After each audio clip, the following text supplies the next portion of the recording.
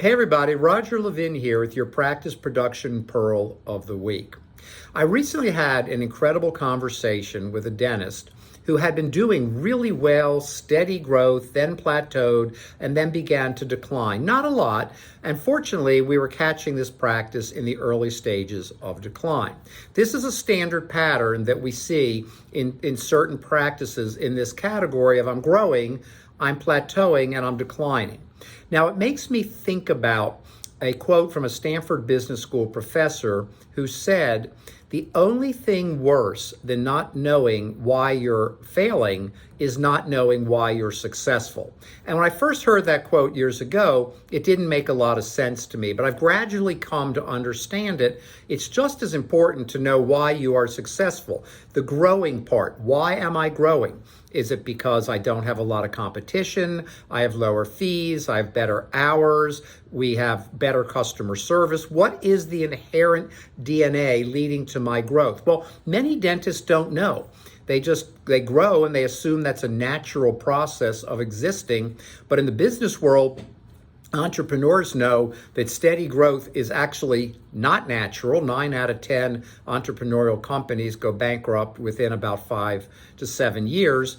And dental practices didn't have that challenge. And we're not going bankrupt, don't misunderstand me. But that growth is not automatic and not guaranteed. And then the pattern is you plateau, and plateaus now lead more to declines.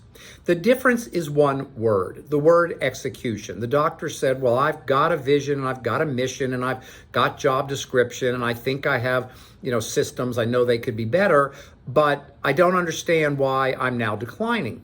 And when we got a chance to really look at the practice, we understood he did have all those things on paper, but he wasn't driving a vision any longer. He wasn't working with the job descriptions any longer. He had hired his team. He wasn't looking at the day-to-day measurements of how people were doing. And what was missing, the ideas were there, the theory was there, the information was there, but not the execution. And there were breakdowns taking place in different parts of the practice that led to the plateau and the decline.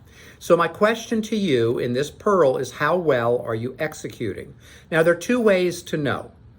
The harder way, but still a good way, is to really see what people are doing. How are you doing your job? What steps are you following? Are you getting your job done? Now, getting a job done doesn't mean the result. You can run a mile in 4 minutes, or you can run the same mile in 11 minutes.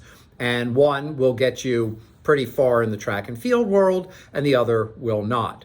And that's the point of execution. The other way to look at how you're doing is by measuring results. And if the measurements are off, I guarantee you, you are not executing properly. Your systems may be antiquated, you may need new systems, and you're not executing probably on even the good things, even definitely the bad things. So when your systems break down, that's a bad thing. If you have good systems, but they're not being followed, that's a bad thing.